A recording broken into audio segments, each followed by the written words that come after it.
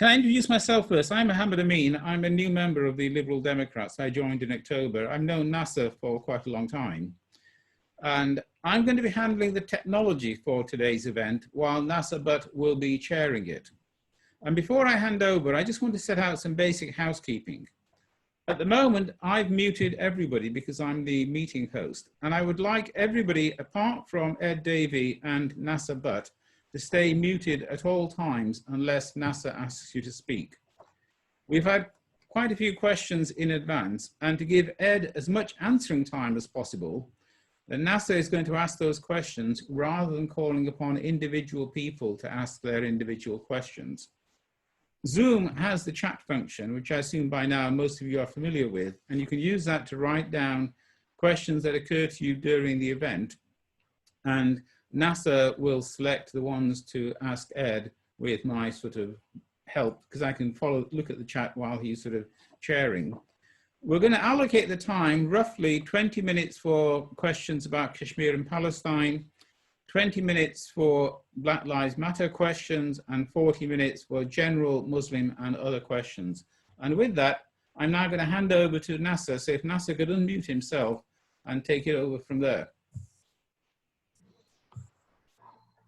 Thank you, Amin. Now, can everybody hear me all right? Yeah, can you hear me, Amin? Yeah?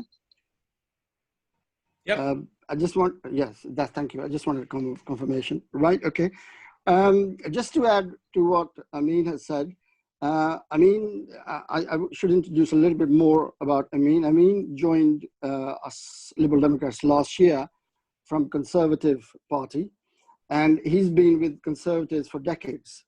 And he joined us after last year, like many others joined Liberal Democrats on the issue of Brexit and where Boris Johnson was going. So he was one of those persons who was not really in favor of the direction of the party. But Amin has been a chair of Conservative Muslim Forum for many years. So he was a leading Muslim in that party, and he joined us last year, and he joined our Muslim Forum group and with us. Has been with us, working with us since then. So I just wanted to add that introduction because most people here today will not know Amin personally. Okay, now, just a little bit of introduction, Ed, before I bring you in. I just wanted to just add a few more things. As Amin has basically given a nutshell quite a few things. I'm just going through and check if there's anything else. There are three main party groups, bodies, who have joined together to put this husting together, requested this husting, but separately from Ed Davey and separately from Layla Moran. Layla Moran's session is next week. Ed's now. We have allocated 90 minutes, and I think we probably have more questions than time anyway. And the questions come from three different groups, which are the Muslim Forum, Friends of Kashmir, and a newly set up Black Lives Matter action group, which was set up recently due to international campaign on the subject. So the questions come from them, and the questions are themed particularly from them. And we have divided, as I mean, into different sections. And what I've got is human rights section, then I've got domestic UK policy, specifically about BAME communities, and also Kashmir and other. But the Black Action Group has particularly discussed, they're really not very happy with the country and the party, the way politically they are not represented, discriminated, particularly the Black, not just the BME, and I know all the groups are discriminated, but Black has been a focus in that discussion. So there's that's the kind of theme of the questions to come. I want to start with international aspect, Ed.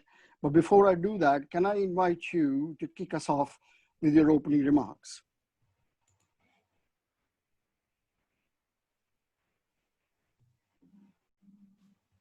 Is Ed unmuted? Not yet. Ed, you just need to unmute.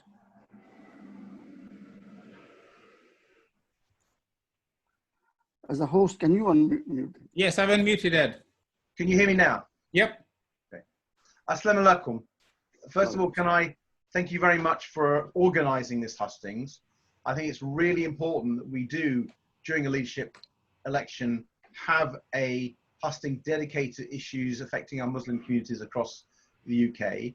I'm not sure if it's the first ever. I think it probably is. So congratulations to everyone who's organized it. For me, our party isn't as good as it could be on representing Muslim communities. We have the values, we have the principles, and we have the commitment, whether it's on foreign policy issues, whether it's on human rights, whether it's on the desire to foster equality and diversity. We say the right things, but I think for a whole set of reasons, some of which may be understandable, some which are not understandable, not acceptable, we've not managed to raise the issues and to be seen as champions of the Muslim community in the way that, say, the Labour Party has, and the Conservative Party within at least part of the Muslim community has managed to achieve. And I think we need to work with the groups represented here today to try to do an awful lot better. And that means both nationally, in Parliament, in both houses of Parliament, but it also means in the devolved administration, Scotland, Wales, London, and it means in particular communities where, not just where there actually are large Muslim populations, but inevitably in those areas where we need to engage with the Muslim communities, both because that's the right thing to do politically to represent those areas, but also because if we don't, we can't be said to be representing Britain. There is no doubt that the Muslim community in Britain feels under a degree of threat and harassment, probably, but it's rarely seen. It's been growing over time, let's face it. But the level of Islamophobia that we see has, I think, become quite shocking. I think the government doesn't really want to deal with it. It makes sometimes the right noises, but too often fails to deliver any action. And I think if we're going to reach out to Muslim communities across our country, we have to be very clear on that issue and what we're going to do about it, and how we're going to work cross-party and within our own party to stamp out Islamophobia and to call it out.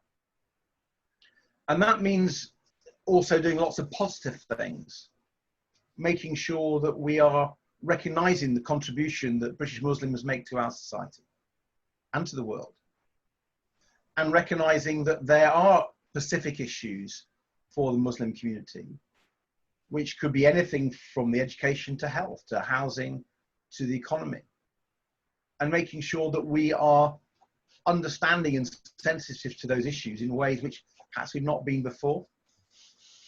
Some of those issues may be around policing and law and order, but I think often they're more about understanding the different issues that Muslim communities have in education, in health, in the day-to-day life of Britain, and how other people treat them. I have a number of Muslim friends going back many years, some very close friends.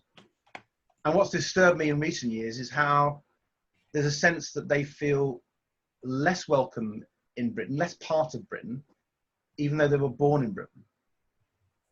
And that is unacceptable. And that should make Liberal Democrats feel very uncomfortable.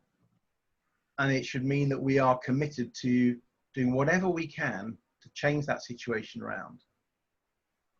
And in concluding these very brief opening remarks, one of the reasons why today is useful is that I hope can continue a dialogue between ourselves about how the party can do better. And if I'm the leader, how I can work with you to make sure that absolutely happens in all aspects of the issues that British Muslims face. So thank you very much for today. I'm looking forward to your questions. Ed, you've clearly addressed the Muslim Forum members here. Just for your information, there's a good number of members who have set up the Black Action and the Black Lives Matter group, and they are participating in good force today's meeting. Excellent. And they have some questions specifically coming out of COVID-19 and all sorts of things, and representation within the party outside. And you might want to address the deficit of Black membership in particular to them. Okay. Now or later on? Yes, now. Okay. Well, many of them may have come on the hustings we had for the Liberal Democrat campaign for racial equality, where some of those issues were already discussed. Yeah. One thing I've been saying throughout the hustings actually is that the Black Lives Matter protests are a wake-up call to us all, Britain as a society, the world, but also I think particularly the Liberal Democrats, because if we've not been good in representing Muslim Britain, I think we've been even worse in representing Black Britain. And there are reasons for that, but they're poor excuses. Even in my own case, I represent a diverse community. We have quite a lot of Muslims here, mainly from Pakistan and Bangladesh, but increasingly from countries like Iraq, Iran, Syria, and so on. And I have Tamils from Sri Lanka, Hindus, Gujaratis, Koreans, Somalis, a few Zimbabweans, but I don't have the large numbers of people from an Afro-Caribbean background as are in some areas. And therefore, I haven't been brilliant at understanding the issues from the Black community's perspective. But I think what I've done with the communities that I do represent as a local MP, I think some of the lessons can be directly translated to what the party needs to do to make sure we do represent the Black community in Britain. And what I've done over a period of years is reach out. I've not waited for people to come to me. I've gone to their communities, to their places of worship, to their places of study where they teach their children their culture, their language, to places of fun, places of sport. And what I felt that has enabled me to do over time, because it's not something you can do overnight, over time, build a relationship, build trust, build friendship.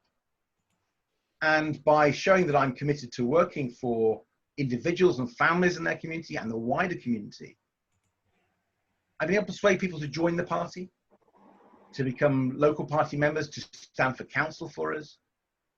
And that's convinced me that the need for reach out, which actually is very much a theme of the older DICE review into how the Liberal Democrats need to raise our game with Black, Asian, and minority ethnic communities. That reach out work is something that comes quite naturally to me, and something that I think I can lead on, both persuading existing parliamentary colleagues, parliamentary candidates, council leaders, senior party members to do more of in their area, and also to do that on a national stage. So let me give you a concrete example of something I'm talking about. In my constituency, I go to 2 or 3 mosques nearby. I help the Sikh community set up a Gurdwara. I go to the synagogue. I go to the Hindu temple in Stoneleigh. And with the Korean population, I tend to go to their churches if they're wanting me to go to their churches. They're mainly Christian in religion. If you look at the Black community, the vast majority who do attend services are Christian. And I'm told, and I stand to be corrected, that about 50% of Britain's Black community attend either frequently or infrequently a church of some sort, a Pentecostal, evangelical, Church of England, Catholic, but a church. And that begs the question, are Liberal Democrats going out and reaching out to those Black communities? Are they going to their churches in the way that we have gone to mosques, to Gurdwaras, to synagogues, to Hindu temples? And I bet you the answer is very, very rarely. And I'm pretty sure that the Conservatives and Labour Party are at more churches where the black community is at than we are. Engaging, talking, building trust, building relationships, listening. And it's challenging to some Liberal Democrats from when I say that. People haven't always liked it. But if you are serious about wanting to represent the black community, go to their churches. And one of the campaigns that I've decided to really do a lot more on, because as a response to the Black Lives Matter, has been stop and search. Because I've always been appalled at how racist parts of our criminal justice system is. And the black community that I have engaged with have told me that they find the stop and search powers that the police use to be amongst the most invidious and the ones that create the most hostility, and where it creates actually a feeling of hurt and discrimination. And the raw figures are there to be seen. Under stop and search, you're 9 times more likely to be stopped if you're black than if you're white. And under what are called suspicionless stop and search powers, Section 60 powers, really meant for football hooligans, are now being used against the black community. And in recent years, you're 47 times more likely to be stopped using Section 60 stop and search powers if you're black than if you're white. So I've raised this in Parliament with the Prime Minister. I've put a special bill down, and I'm now wanting to engage with representatives and leaders in the black community to understand how they feel, get more response to them to take up that issue. And I give you that little example because it's trying to, Nasser, speak to that group in the party that if I'm leader, I want to make sure we are serious about listening to the black community, reaching out to the black community, taking up their issues, and trying to campaign and succeeding to campaign for racial equality. Thank you, Ed. Now, coming to questions, and for members who are joined us, just to let you know that I had lots of questions, and basically I've had to merge quite a few questions because they were similar, and you may find the remnants of your question in another question. But the important thing is you'll get an answer on that question, even if your full question is not worded the way you word it. So just alert to members, because their questions are a little bit merged. And in some cases, when I merged a few questions, I've given a context. I'm reading out a context of the question, so Ed can cover generally the overall. And if there's anything that is missed out, as Amin says, you can send him a supplementary through the chat system. And if we can pick it up, and then we will pick it up. So I'm going to start on international human rights, starting from up there and come down. The first question is really about United Nations and the human rights crisis across the world.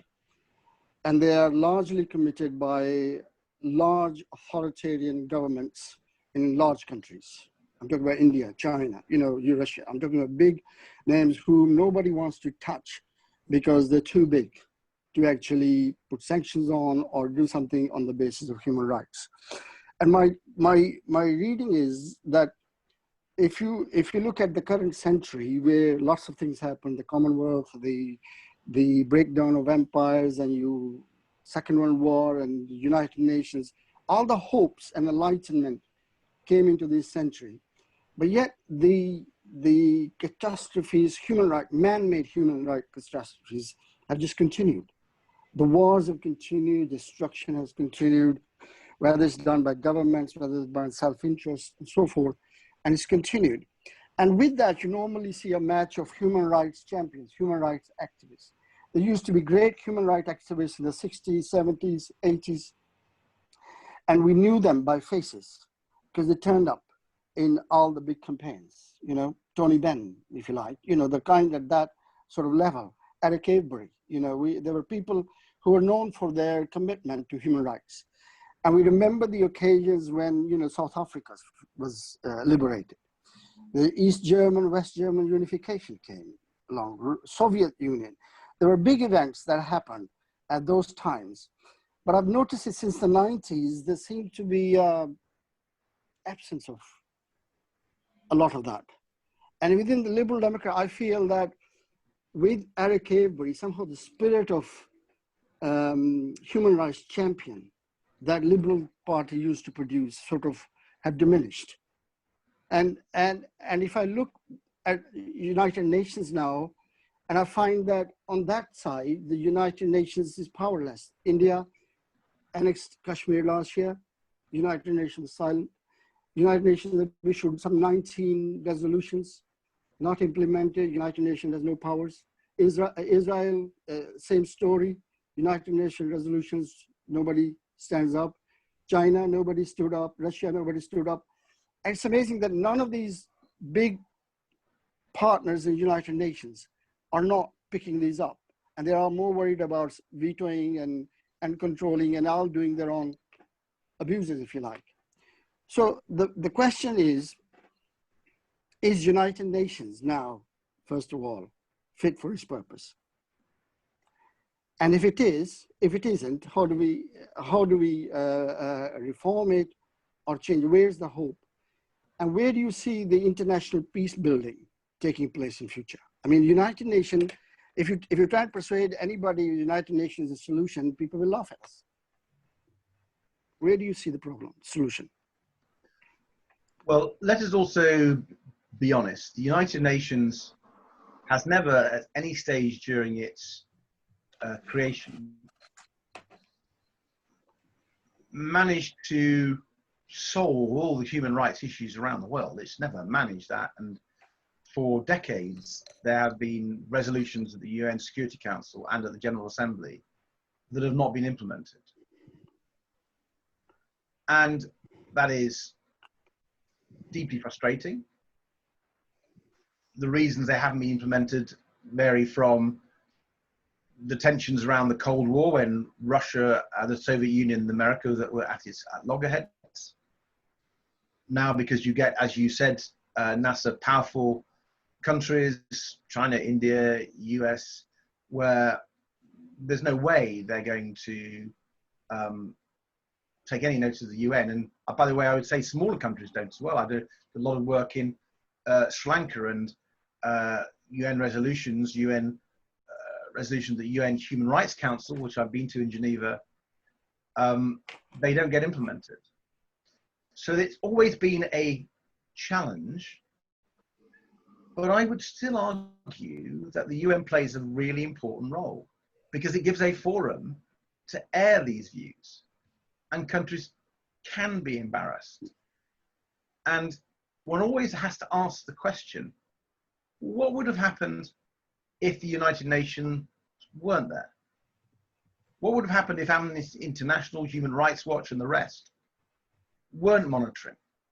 Would things have been the same, better or worse? I generally think they'd have been worse. So I am not here to say the United Nations in any way is superb and doesn't need to reform. It does. But we should always hold on to something that has value. And if you have any doubt about whether it has value, look at how Donald Trump doesn't like it. If Donald Trump doesn't like something, then it probably is quite a good thing. And I would therefore I'd go further than that. Let me take two separate points about international human rights movements in recent years. Let's remember that we have had victories.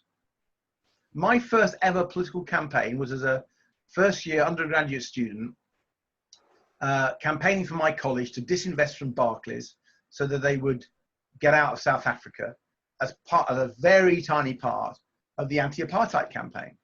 That was my first ever campaign. I managed to succeed, by the way. I got my college to disinvest from Barclays. And thousands, millions of people succeeded in getting apartheid to end. So there have been some successes alongside lots of failures. And the real challenge for us as we think about how we are more successful in the future is what are the things that we can do? Because we're never going to win every battle. And sometimes in politics, particularly international politics, you have to work out what can you achieve. Here's just one thing. This is a message of hope. And it comes from an area that's my specialist area, which is climate change. When I look at the need to take action on climate change, I notice that the UN has actually been relatively successful.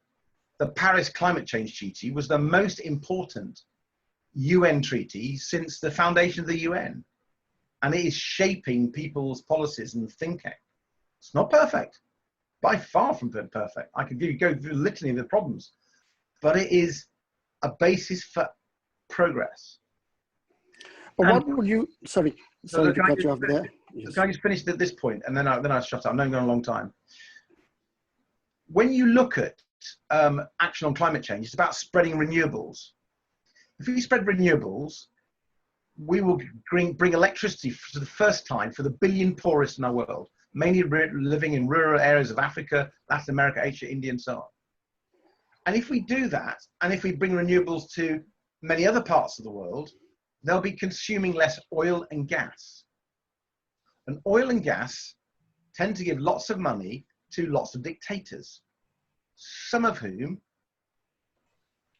oppress their people, use their wealth from fossil fuels to suppress their people and to fuel conflict in other parts of the world.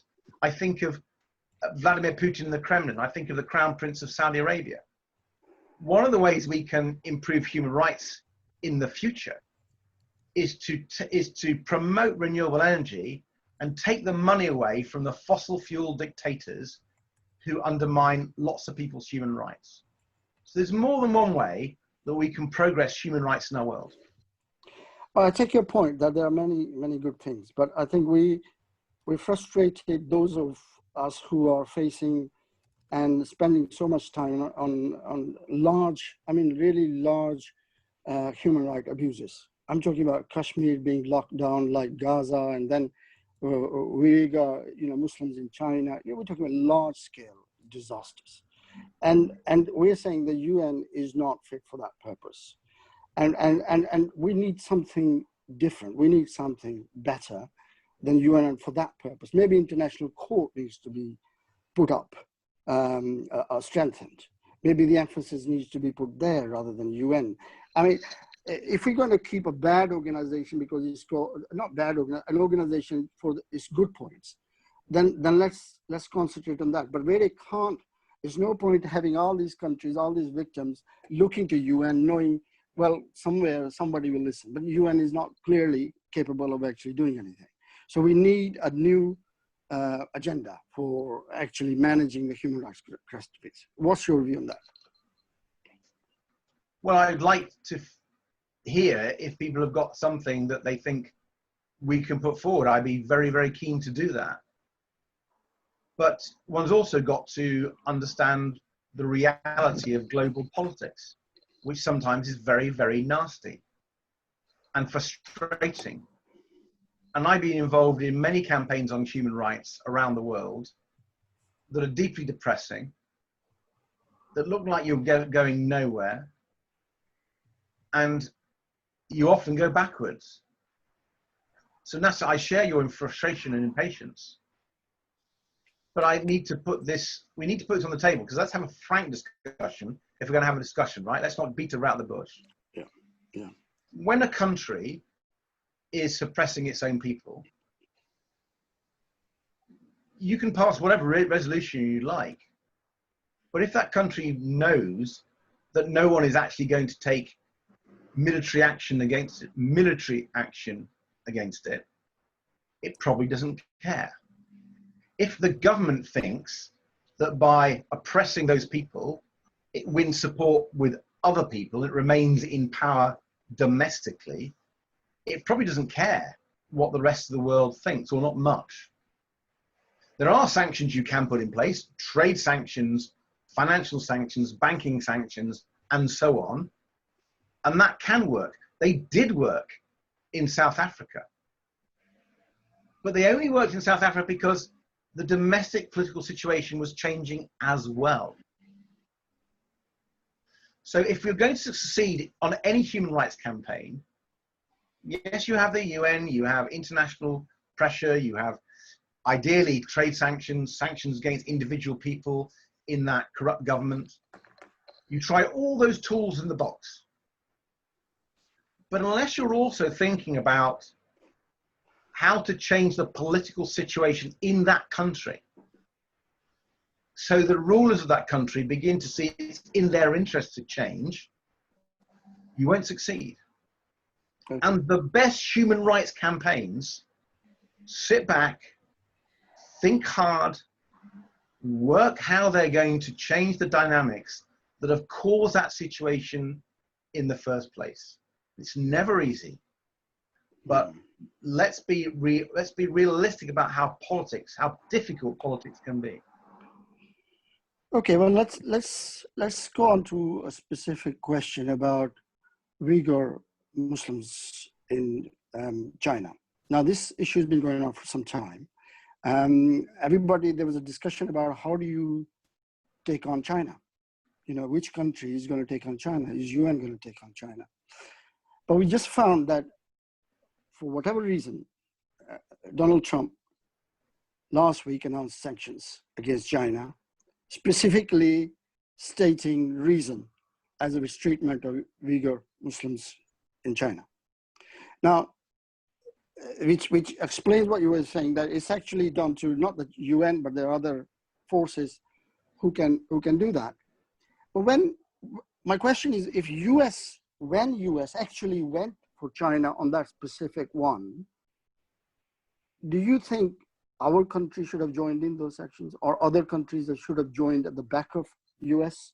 Why was there no sort of noise from other countries joining America last week on sanctions against UN? Well, first of all, let us be clear. What is happening to the Uyghur Muslims in the Xinjiang province in Western China is an absolute outrage and might even be genocide. And what we are learning about this means that it absolutely must be a top priority. The Chinese government in Beijing is allowing this harassment, discrimination, persecution, torture, and deaths of Chinese Muslims ought to shock the whole world. Now, we can be proud at one level, that is Alistair Carmichael, the Liberal Democrat Foreign Affairs spokesperson, MP for Orkney and Shetland, who is leading the all-party parliamentary group to uncover this and to argue for sanctions. So we as a party, and Alistair, working as our Foreign Affairs spokesman and working cross-party, has led on this in Parliament. Whether or not, however, that leads you to following Donald Trump is a second issue. And again, I'm going to maybe disappoint you, Nasser. But that's a more important issue, not second issue, but more important issue, because that's where the results could come.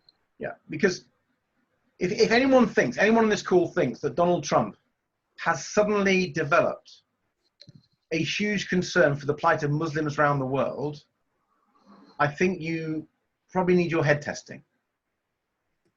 Donald Trump may be doing the right thing in this particular instance, but he may not be doing it for the right reasons. I'm not really convinced that human rights and the plights of the Uyghur Muslims is uppermost in the mind of Donald Trump. And it's important to understand that, because if we want to, as we should, work out how best we help the Uyghur Muslims, we may not want to just ape everything that Donald Trump does. And this is going to be big politics again. But there's a massive growing tension between the United States and China, which has nothing to do with the Uyghur Muslims. No, I think that's a well-known fact. There's no need to dwell on that. We know what's going on between China and America on all sorts of issues. But the point here is that if you look at it from the Muslims who are stuck up there without anyone in the world trying to help them. The politics is very dirty between all countries. And there's no good saying US is bad, because politics can be just as bad, just as self-centered as Russia or France or anybody. The whole world is full of, self-interest. We know that. And they play games here, there, and ever. We know that. We've been here a long time. But the point is, from their Muslim point of view, somebody has to put up a flag. Fine. It doesn't matter for whatever the purpose is. they will benefit. They now need a little bit of support from others. Sure. And Nasser. Yeah. Yes, fine. Yeah. I have no problem with it supporting what Donald Trump's done. Yes. But all I'm saying to you, and this is really, really important. No, but the question is, Nasser, sorry, Nasser. Yeah. I have to make this point. Yeah. What is so important in politics, if you're going to make common cause with someone for an objective, you have to make sure that that is going to work. Yeah, but they're our best partners. They're our best friends. We sit on them. They piggyback on them all the time. America, Well, I'm talking about. I'm glad you think Donald Trump is your best friend, because I No, America. I'm talking about America. Anyway, let's move on. Let's move on. But I just wanted to. I just think this is a really important point I'm trying to get over, and I'm obviously failing.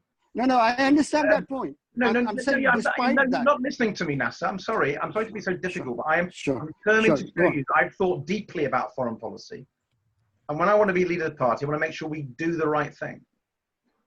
And that is this. How are we going to persuade the Chinese leadership in Beijing to stop their disgraceful, disgusting, genocidal action against the Uyghur Muslims? How are we going to do that? And when we think about that, when that is the exam question that we should worry about, it may be the answer is go with Donald Trump and America. It may be.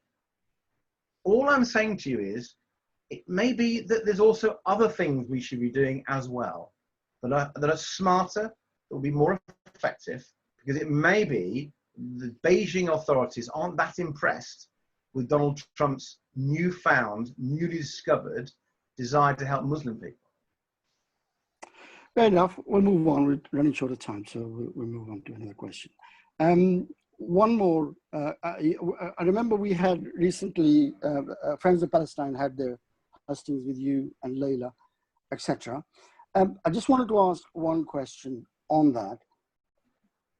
Britain, us, Lib Dems, for a long time, we've been saying two-state solution, you know, we've been appeasing and so forth. In the meantime, we've given Israel the free hand to actually continue. We've not been punitive towards Israel. They've been carrying on.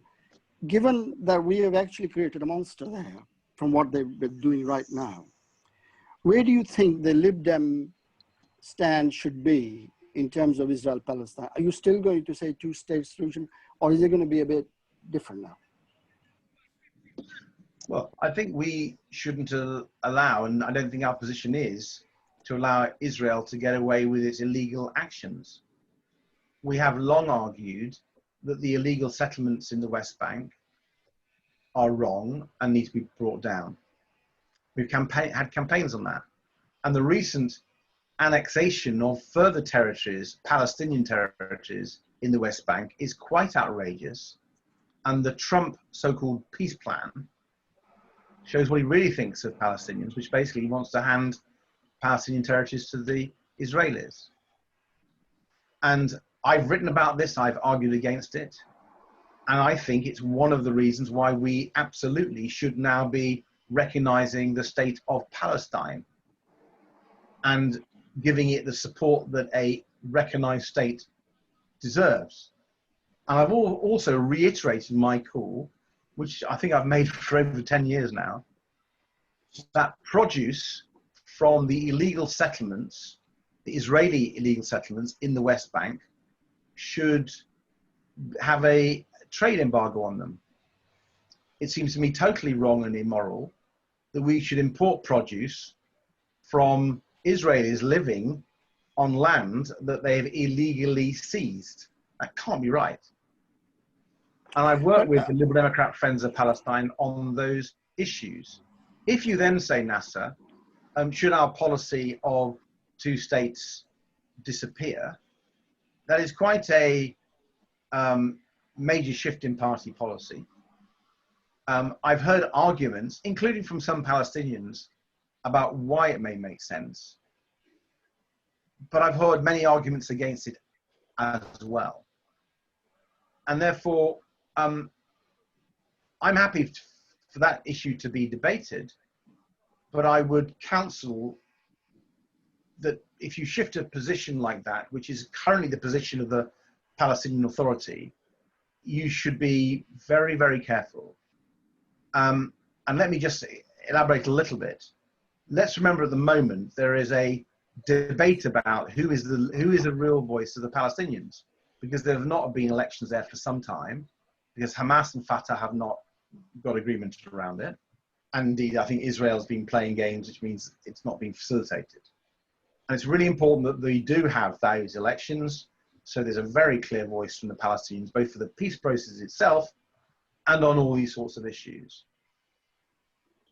Until that happens, I'd be very reluctant to move away from the two-state solution, because I think that would hand over to Israel what it wants.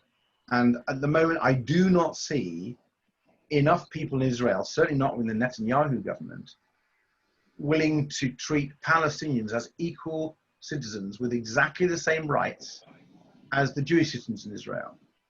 And if you do, well, maybe you know something I don't, but I've not seen any evidence for that. Okay. Right. Are you still there? Your photo just went blank. Are you still there, Ed? I'm still here, yeah. Oh, sorry. Can you hear me? Sorry, the screen went blank. I thought something went wrong. Okay.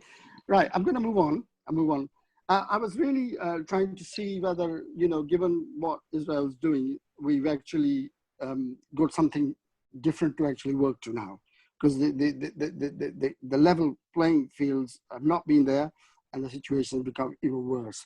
But I'll move on because the time is going on. There's one more international question which has been burning and upsetting a lot of people. But as you know, across the countries, in many towns and cities, there are lots of Kashmiris living, and these are largely labor constituencies. And they're basically looking to labor for resolution or pressure or whatever on India, etc. Now, this went on, this annexation happened a year ago. What the members want to know is whether you, during the last year, did you engage with it? Do you understand it? And what is the Westminster Group party under your leadership or before that has actually done to speak out on the catastrophe? I mean, people compare it like Gaza. It's an open air prison with about 800, 900,000 military shutting down everything. It's horrific. What is the Westminster Party, before and after you were leader, has done or understand, or what they're prepared to do? What's your stand? What's your understanding on it? Well, I think the biggest work that Liberal Democrats have done has actually been at the EU level. Yeah. Where Irina von Weisse, Shafak Mohammed, and Phil Benyon, with support from the Westminster Party, called on the EU through the auspices of the European Parliament, noting that our UK government was not going to do it, called on them to press the Indian government on it following the events of last year. And I think the fact that they, covered all the key issues, the idea that we needed to lift the media and communications blackout, which was so outrageous, that they called for the release of those who've been arrested without a warrant, that they called for the reinstatement of the special status of Jammu and Kashmir, and the re-establishment of a regional government, that they had called for the Indian government to allow the UN Human Rights Commissioner access so they could report on the existing situation. I think this was a really good initiative by Irina, Shafak, and Phil. It hasn't got the coverage it deserved, but it's an important initiative when we were at the EU. And it shows, by the way, one of the many reasons why coming away from the EU is a disaster on so many levels. And the Liberal Democrats, for a long time, have used our fundamental values of human rights, the need to campaign for people to live in a free, fair, open society, to try to get our voice heard in Kashmir. It's not easy. And indeed, the Labour Party and the Labour government for 13 years, I mean, they were in government, weren't they, the Labour Party? I don't think we saw much progress during Labour's term in office. And we come back to, and I'm sorry to say this, we come back to the problem of international politics. We're seeing an Indian government that's been re-elected by Modi with the BJP, where Hindu nationalism is very much in the ascendancy now. And we're seeing some quite shocking proposals. The Citizenship Amendment Act, I think, is quite wrong. This development of a national register is worrying for all people, but particularly Indian Muslims. And it's in that context that I think we can raise the voice for human rights in Kashmir and can call out the Indian government for some of these behaviors. And I think what Irina and Shafak and Phil did was pretty good. Oh, and going forward, I mean, I was particular. I knew about the European team's efforts, etc., because they're Shafak's a member of the group, etc. So we followed it. I was particularly keen to hear Westminster because we didn't really hear much going on. Not only our party, but the government wasn't prepared to do anything either.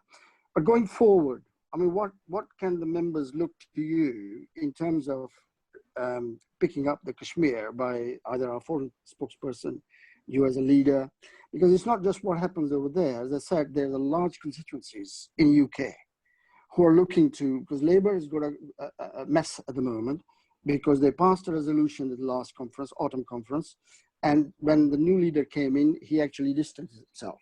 So there's a lot of chaos, confusion within the Labour Party, and we have got no policy as far as they're concerned. And we need a clarity going forward. Where do we stand? What are we prepared to do? Especially in those constituencies, the local level, as well as our national level. Well, I don't know what our latest policy position comes from, whether it was a policy motion and how recent it is. Yeah, we submitted a motion last autumn. It was an emergency motion because of the way it happened. It didn't get called to be discussed, but what we called for, the party has picked it up and put it in its corner saying this is our policy. I think that's what's happened.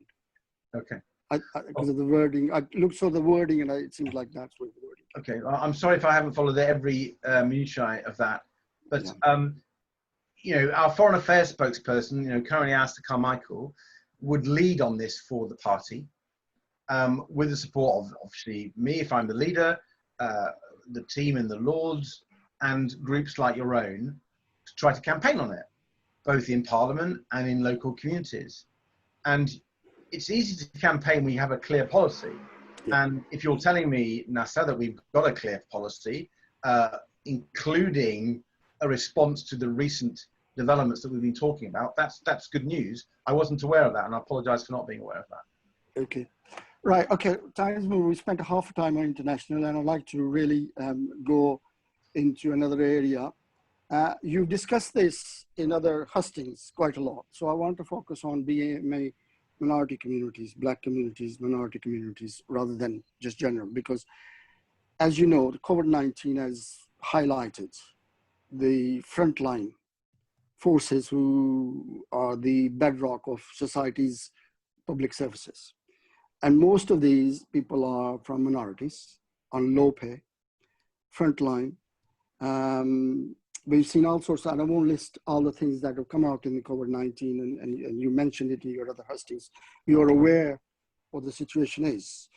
Some of the questions that came to me, one of them, a nurse, Anisha, she's a nurse, a Muslim nurse from Trinidad, I think, and she clearly gave me an example on the phone. The question wasn't enough, she had to speak to me, and she says, look, what's happened now is that they started promoting people who did a lot of work in the during the pandemic, and everybody being promoted director level above station 5 are white, and the nurses level where they're looking after 12 beds at a time, stage 5 downwards, are all Black, and they're not being promoted, but all the promotions are happening to the white nurses, men, women, etc. And she says, this is what I see, and I feel, just upset by seeing what's happening. That's just one example. But what my question to you, that was just an example of what's happening. What my question to you that has come is that, what is the part, this is going to be the big agenda for the party in terms of our pay structure at the ground level, in terms of safety, health and safety, carers and national health and equalities. There's all sorts of agendas going to come, and somebody's even suggested that what we need to do is what we do with the large companies. We ask them to produce data of minorities representation at different levels of authority, directors, downwards, etc. Maybe that's what we want to introduce in all the public services. So those are the kind of things they're looking at. What is your agenda? Because this is for the BME community, because they are the one who are saying the society is unequal. What are we going to stand for?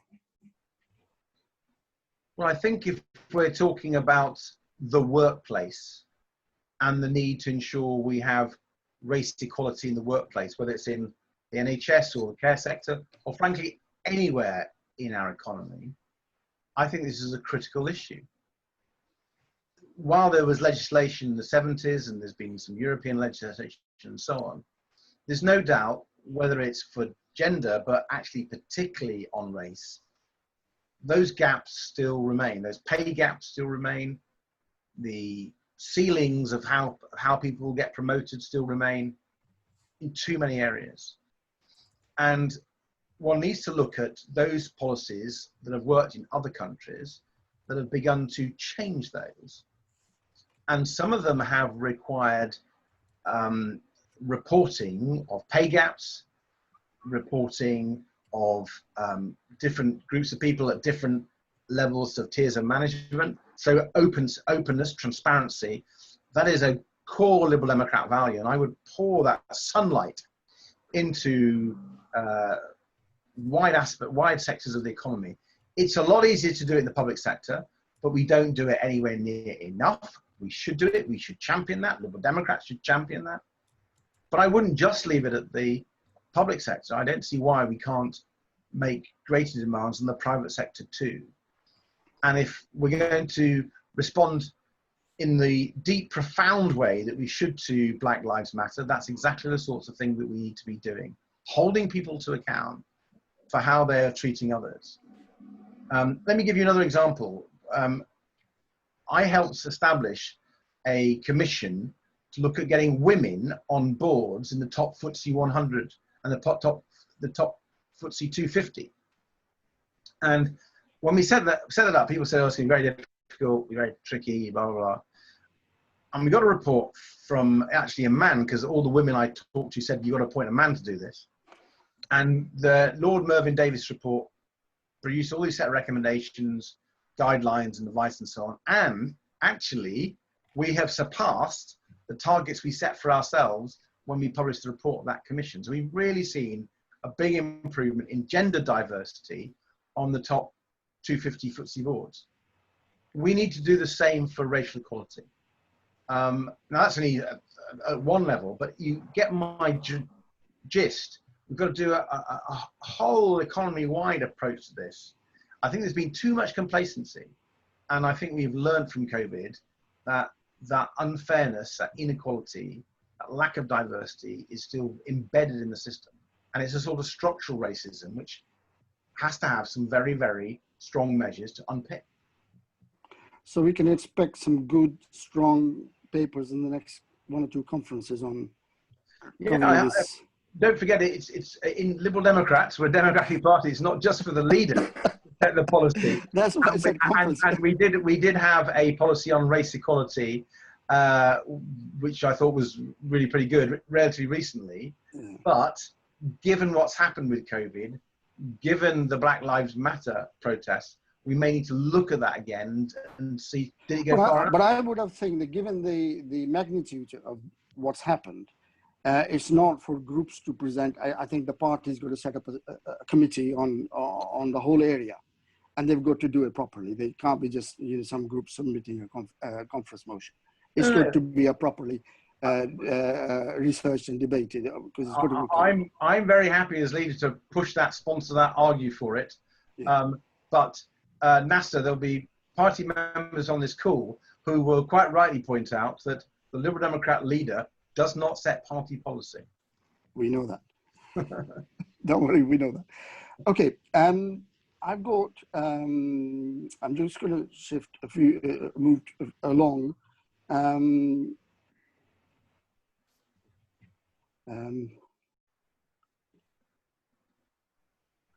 Right, okay, well, let's move. I'm skipping a few questions.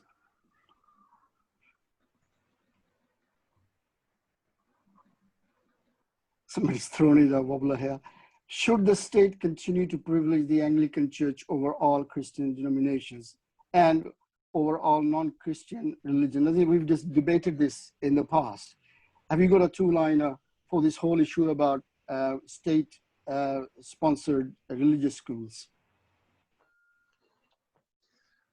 Well, the party's attitude on faith schools has been debated many, many times. Yeah. I've repeated my position many, many times, and that is, I don't think the state should open more faith schools. I think the state needs to focus on schools that have open admission policies and are open to everybody of all faiths and none. Of course, that also begs the question: what do you do with schools that aren't faith-based, that are currently faith-based? Sorry. And some people in the party think we should just sort of close them down and phase them out very quickly. I think that underestimates the legal and financial problems of that, and also how you work with different faith groups. And I've always been someone who believes that we need to engage with the faith schools and try to work with them to see how they become far more inclusive and open to their local community over time. Okay. Another quick one, I think we already have some answer to that. Where do you stand on allowing British citizens, former members of ISIS, to come back to Britain to face whatever they need to face? Well, those of you who saw me when I was a Home Affairs spokesman standing up for Shamima Begum will know that I believe in the rule of law and human rights, and that people need to be treated fairly and properly. And although I got a lot of abuse for standing up for Ms. Begum, I was proud I did that. And I think it showed the Liberal Democrat difference, frankly, because the other parties, certainly their front benchers, weren't prepared to. Right, okay. Now I've got a few questions really come from this Black Lives Matter group, and perhaps we can have short answers, but so they can have the answer they're looking for. I'll read this one out. Racism and bullying is rampant in Liberal Democrats, right? This in the party now we're looking at. There's Dr. Kumar from Bath who said that it's quite rampant in Bath party, although he reckons, and I've been around in the party for 30 years, and I know that Northwest, I've seen some parties where there's been an open racism partition between white members or brown members, etc. So he's saying that other parts of the country as well, victims of racism and bullying have sent complaints, but it took more than 3 years even to start an investigation in some cases. In some cases, investigation has started, but no concrete result has come out. Why is this delay in starting even the investigation complaint? Is it to protect the white man? So obviously he's a very angry person who has seen this. What's your understanding of what's been happening in some of these places? And what has been, if there's any solution to the open racist feelings that people have? Well, I think it's very alarming, and the complaints process of the party clearly needs to be reviewed. One of the things, while I've been acting co-leader, I've been surprised at is the number of people who've complained to me about the complaints process, particularly the point that this question is making about the long delays. And so one of the things I've done is to write to the chief executive, and the president, they're responsible for it. It's not the leader's responsibility, it's the chief executive and president of the party's responsibility. And I've urged them to deal with the backlog and to ensure that the complaints process of the party is properly organized and resourced so that complaints are managed in a timely fashion. If you delay, there's an impression across the people who are active that we've got a new complaint system, which is not being tested fully, but may be good, but it's not being resourced. Therefore, it's not effective because the resources are lacking to manage the complaints that are coming through. What's your take on that? Nasser, that's effectively what I just said, is that when I found a surprising number of people feeling their complaints hadn't been dealt with, I wrote to the chief executive and said, look, we need to speed this up. And they have got to find resources somehow, whether it's through volunteers or however, to try to make sure our complaints procedure is robust and fair. I mean, we can't, as a Liberal Party, believing in equality and diversity, we have to stamp out racism wherever it raises its ugly head, and we have to do it quickly. And it worries me. I mean, like you, I have heard of examples of racism, and I've directed people to report any examples of racism, because it's just, we can't allow it to continue in our party. And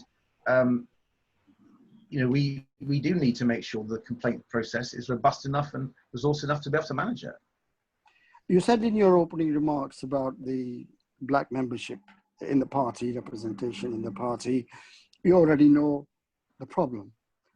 What do you think you could come up with going forward that will improve participation of Black members in the party, allow them more opportunity to progress in the party, and make the party more representative, not just Black, but Asians, everybody, you know, all the BMA, ethnic, colored minorities, that they have.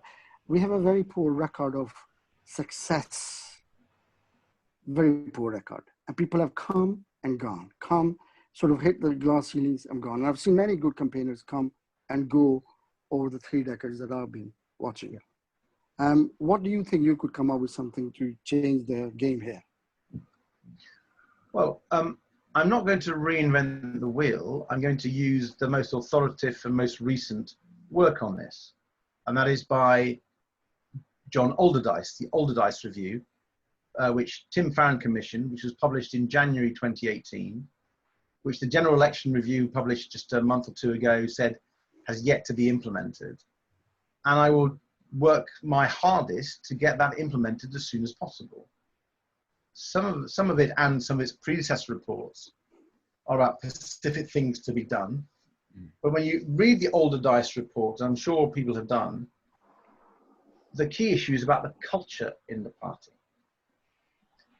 And that's, yes, it's at the leadership level, but it's incumbent on everybody who's got any leadership role whatsoever, and actually particularly at the local level, to really understand that we have to be a party that is diverse, that represents our local community, that looks like a local community, that is welcoming to everybody, and indeed goes out of our way to make sure we are genuinely representative of the communities we seek to serve. And the Alderdice Review, which I read again for the 3rd time just the other day, it's a very powerful document. But the criticism has not been of the report. Criticism has been at the implementation of it. Exactly. It's been just left aside. That's what I'm saying, isn't it, Nasser? That's exactly what I'm saying. That is exactly what I'm saying. The report has to be implemented. So you're going to put Exactly that what up I'm to saying. try and Exactly what I'm saying is the test for the new leader is getting that report implemented. But let's be also clear what that implementation means. It means every local party has to change, has to be challenged. And one thing I will do as leader, because I will believe in leading from the front, is talking to local parties. And I'll start off with the local parties where we hope to have MPs and council leaders and control the council, because we want to have those areas where we can win, reflecting an improved diversity in the party, and challenging them for what is their strategy to becoming more diverse and to representing their community. And how are they planning to do it? And I'm very happy, along with other people in the party, to show them how it is done. And I know you can't do it in a week or a month, it takes a bit of time, but it requires sustained effort. sustained commitment. The only reason why Kingston has a higher proportion than almost any other party in the country of black and ethnic minority members from the communities in this borough is because people like me, primarily led by me, have gone out, reached out, engaged, built relationships, built trust, and persuaded people to join the party. The only reason we have 8 out of 38 councillors on Kingston Council, Liberal Democrat councillors, 8 Liberal Democrats out of 38, which is relatively reflective of our local population who come from black, Asian or ethnic minority backgrounds, is because we work very hard at it. And it requires hard, sustained work. There is no magic wand that can be waved. Otherwise, I presume, the party would have done it before. It's hard work. It's hard graft. You have to raise money to do it. You have to be focused, laser beam like on it. I've shown it can be done in a constituency. Come and have a look. And I want as a leader to provide that leadership to other parties to try to persuade them to do far more. And the example I keep giving, I've given it early in this hustings, is how we work with the black community. And I'm up for all ideas from any black member of our party who wants to give me ideas about how we do better reach out, how a local party does better reach out. I'm completely open to anyone's ideas. But my idea is that we reach out starting with the churches, where the black churches exist. And I'm challenging people who care about this issue, who want to solve it, to go with other local members and meet the pastors and the church leaders and try to see how they can engage better with them. Well, Black Lives Group have produced a policy agenda document last week, and they want to send it to you, and they want to probably have a meeting and discuss some of the things with you, and that would be a good thing to move this forward.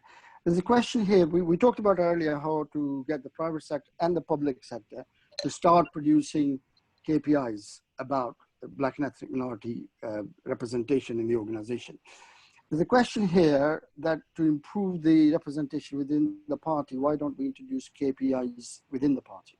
What's your thinking on that? Well, I'm a big believer in KPIs. We have them in different parts of the party. I've had them when I've been in business. I've had them when I've been in government.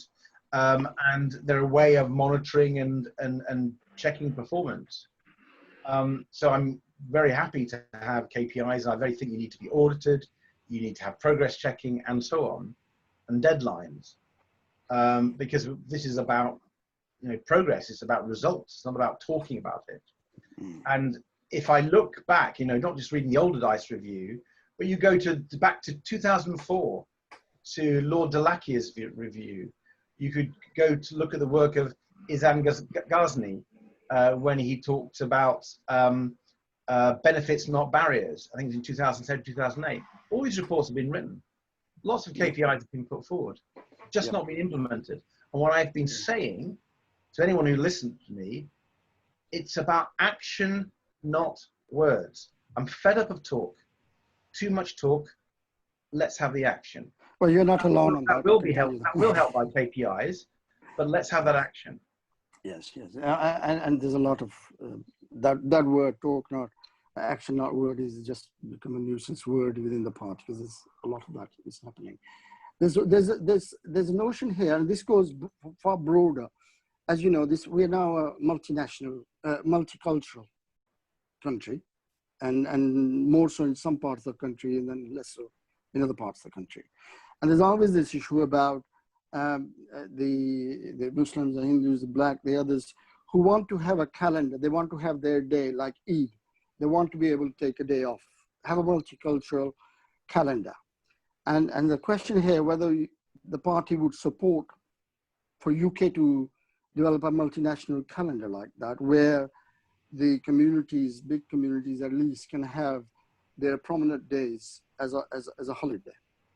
Because at the moment they can't celebrate properly because they have to work, and some get a day off, some don't. Family gets divided. So it's not really a proper holiday, a celebration. So what they're saying is, would you promote that to United Kingdom to have a multinational calendar? I think multicultural. I think it's a really fascinating idea. And if you're sending me some work on that, I'd be really pleased to see it. Thank you. Good. Great, great. I'm glad these short questions I can put to you get through quickly. Now,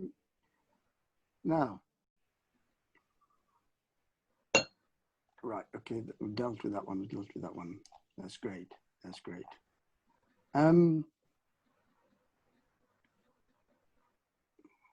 We've dealt with that one.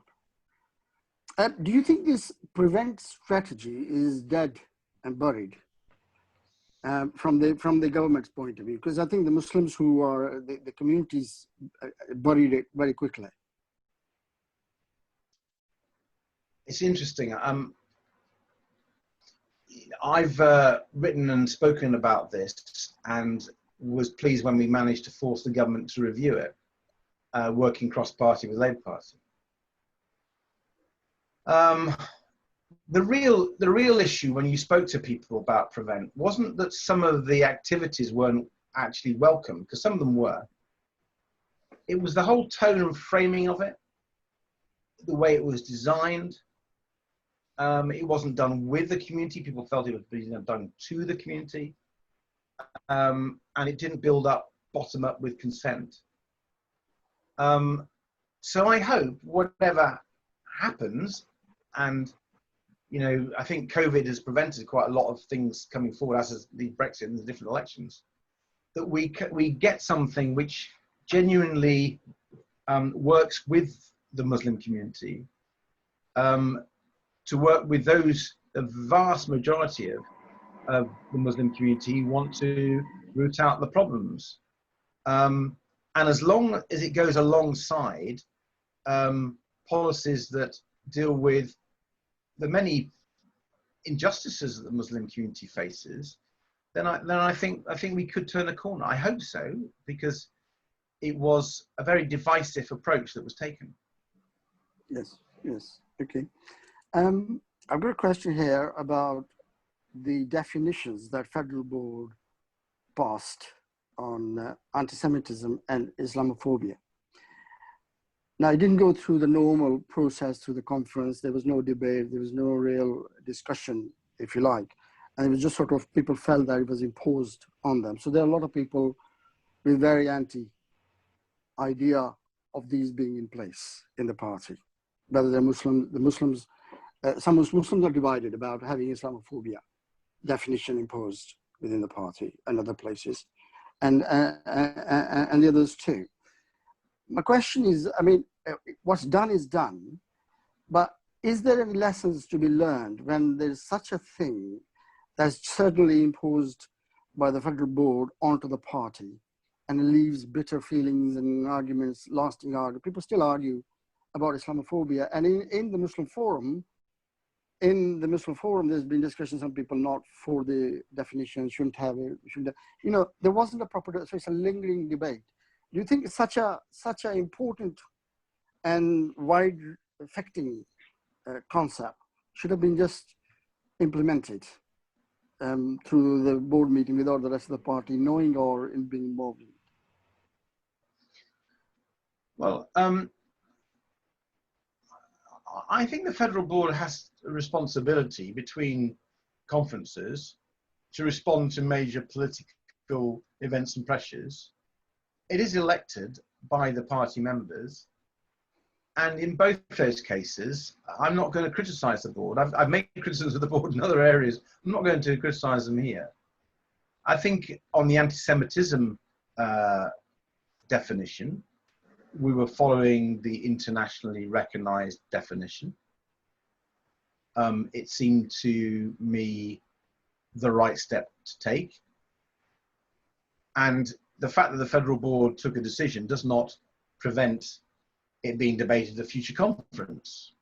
So I don't think it was an illegitimate process, and I think it was right that the party, particularly given the behaviour and certain behaviours in the Labour Party, that we took that approach.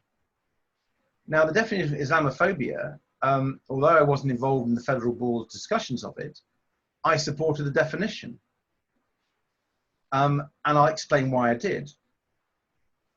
It came from the all-party parliamentary group on Muslims, for Muslim Britain, which had undertaken a year's study with Muslim scholars, with people from outside the Muslim faith, but who were, really academically qualified to help and debate this issue.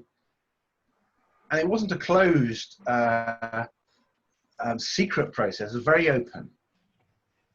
And the APPG debated, having taken all this evidence, thought long and hard about it, and produced a definition.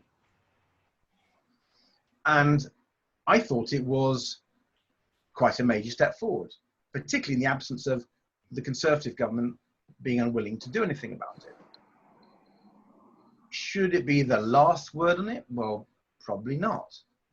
It was the first major attempt to do something that was being difficult. And I think some of the criticisms against it just don't hold water. Is it likely to be perfect? Well, probably not. But I'm actually pleased that we've got something. I think something is important because Islamophobia is a shocking horror in our society. And with 4 million British Muslims, I think it's reasonable that there should be some sort of test. And I challenge people who complain about the definition, whether, the one we adopted through the federal board, I challenge them to come up with something else. And let's have a debate about alternatives. And we can spend a lot of time debating on the process and should they have done that then? Should it? Well, fine, but let's move on. But they can, as you say, that they can actually put something in the conference and have a debate if they want to. There's nothing stopping them. Okay. Amin, do you have any additional questions that have come up during the debate? I sent you one from Juliet. Will Ed be willing to adopt the comprehensive black policy that her group has come up with? Well, I think I covered that with Ed, that they wish to discuss that with him, and he'd be happy to receive them. Yeah. I'd like to meet Juliet and her colleagues first and read it. I'm very happy to, but let's have a meeting. I mean, all I can say, I'm completely committed to ensuring that the Liberal Democrats represent the black community of Britain, and that black people in Britain feel very comfortable about being a member of our party, that they feel completely welcome, and that they're given every opportunity on a totally equal basis to succeed in our party, and are encouraged and supported and mentored. The diversity issue is going to be one of the top priorities of my leadership, and I would want to work with Juliet and her team and anyone else who wants to help deliver that. And I think the same message would go to the Friends of Kashmir, because if all those constituencies with Kashmiris who are actually disenfranchised with the Labour current position in Kashmir, that they need to come up and bring their policy forward to you and to the conference, and actually try and make sure the party has a policy on that. Because without that, it's very difficult for the party to disseminate to the local level. So the message goes back to the Kashmir group to actually come up with something that party can work with. On that front, with my thanks, Ed, for a very good chat, covering a lot of areas. And I'm going to give you an opportunity to sum up if anything you would like to say before we close. Well, Nasser, thank you for chairing it. Thank you for your questions. You and I have campaigned together over many years, and it's good to be debating with you and through you with, I don't know how many people are on this call, but I think 40 plus. 40 plus, fantastic. Well, thank you for coming on this call on a Saturday afternoon. I don't know whether you thought of my answers in a way, whether you agree with me or not, let me know. And the key thing for the leader is to listen and to understand, and in areas where the person, be it an MP, be it a leader, isn't a specialist, to listen to those experts that there are in the party. And I'm completely committed to doing that. And the credibility I have in making that pledge is what I've done in my local constituency. Sorry to come back to that, but I've been the MP here for 20 years. I have the most diverse constituency of any sitting Liberal Democrat MP, and I think it was only Simon Hughes who had a more diverse constituency. And I think if you came and talked to the Tamil community here in Kingston, or the Gujarati community, or the Korean community, and so on, I hope you'd hear from them that I'm someone who has reached out, worked with them, listened to them, and taken up their issues. So, for example, I chair the All-Party Parliamentary Group on the Republic of Korea, and taking forward a lot of the issues that the Korean community face here. I'm a vice chair of the All-Party Parliamentary Group for Tamils, that have taken up a lot of the issues that British Tamil community wants to campaign on. I'm a vice chair of the All-Party Parliamentary Group for Amali Muslims, and work with the Ahmadi community. So what I've tried to do, both in my local level and then when I've gone to Parliament, is to try to represent the concerns of people who I've been elected to represent. Now, if I become the leader, clearly it's not just Kingston and Surbiton constituents, it's the constituents across the whole party. So there'll be issues and subjects which I won't have come across, and you'll need to help me, and I want to work in partnership with you to tackle those issues. But the overarching objective is this: I want us to be a totally diverse party. I want us to look like modern Britain. I want everyone to feel, when they hear the Liberal Democrats and see the Liberal Democrats, that we are a party that lives our values of equality and diversity, that anyone, whatever background, whatever colour, race, creed, gender, disability, sexuality, whatever, can get on in our party. And if there's one area of diversity which I think we've done really poorly on, it is the representation of Black, Asian, minority, ethnic communities in our party. And so the older DICE review and the general election review's reflection of that is right at the top of my priorities if I become leader, to work with the Chief Executive, Mike Dixon, to work with Mark Pack, the President, and to work with you so we can make some real progress. And we can take action and not have more words. Well, thank you very much, Ed. I'm sure everybody... But before you close, Juliet would like to say a few words, if that's okay with you. Sorry? Juliet would like to speak, if that's okay with you. Yes, okay, we've got a couple of minutes. Juliet, go ahead. Thank you so much, Nasser, the Lib Dem Muslim Forum, and of course the Friends of Kashmir, for inviting at the moment we're calling ourselves the Lib Dem Action Forum Group, or the Lib Dem Action, Action Committee. So it's yet to be decided. We would like to welcome both, we want to wish both the contestants best wishes and love. We want to thank you, Ed, as well for coming and answering some of the questions from our group. And we appreciate you so much, Mohammed Amin, for hosting us and inviting us to your platform. Thank you so much to Eugene Lynch for helping us rephrase our questions and all the help. And many thanks to all the people from our group who have asked the questions. Thank you so much, Nasser, again. And just a quick question on behalf of the Black community. The immigration fees tends to discriminate against Black people.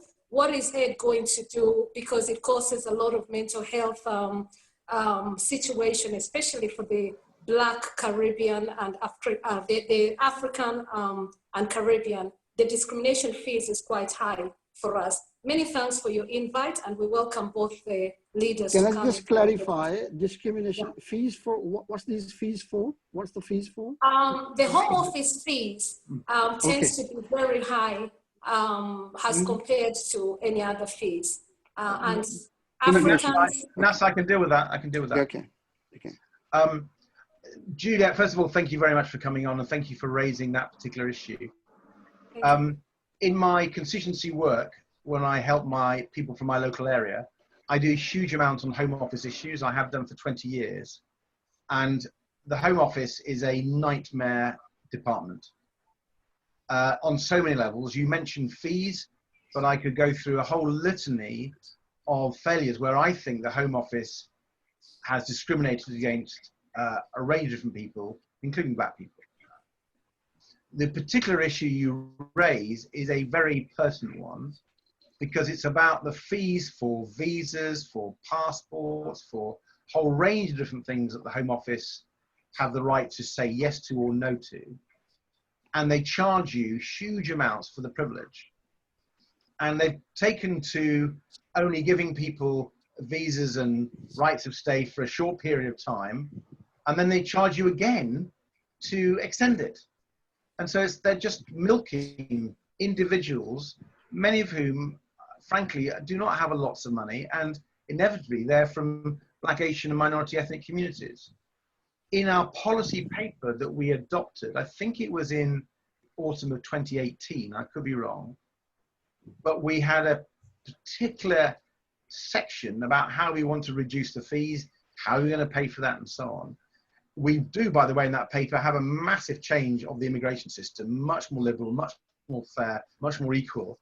And part of it stems from breaking up the power of the Home Office, which is something that I personally very committed to, having seen how it's failed so many of my constituents over so many years. So I'm really pleased you've raised that question, something quite close to my heart, having seen how many of my constituents have suffered as a result of those high fees. Thank you. Nasser, I've got another request to speak from Yukteshwar Kumar. The thing is, we've got 1 minute left, and yeah, I think it's half minute.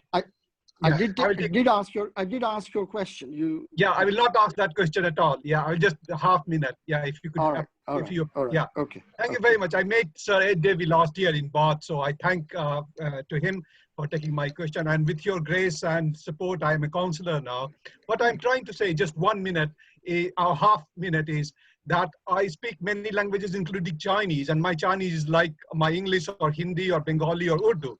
And I'm offering my services to the Lib Dem, and hope you become the leader, and under your leadership, I could serve to the party, because it is important for a non-native Chinese to understand China. We know we have got Chinese Lib Dems, but they are from Chinese kind of background. But being a non-Chinese and understanding, so I hope that I will be, I could use myself, and the party could use my attributes on making foreign policies of the UK. Thank you. Okay. I know I can speak a lot, but thank you. It's okay. Thank you very much. Thank you, Kumar. I think in Chinese they say "xie xie." Xie xie. Yeah, xie xie. Thank you. Okay. Well, let me just conclude by appropriate thanks. Thanks first of all to everybody who joined us today from the party members. We had a good response, good questions, and obviously our great thanks to Ed Davey, who has given every question and is trying to answer the questions that were put to him. And I want to say to the members that I know the ballot papers are out, and I'm urging you all to hold on until we have a same session with Leila next Saturday at 3 o'clock. And I hope you'll all join us for a similar session. And then of course you'll have your opportunity to decide who you're going to vote for, but do vote. Everybody should vote and make sure your vote counts. So my thanks to everybody, Amin and all the members, and Ed, thank you very much. You're great. Thank you. Take care. Bye-bye. Bye-bye, everybody. Bye. Bye. Bye. Bye.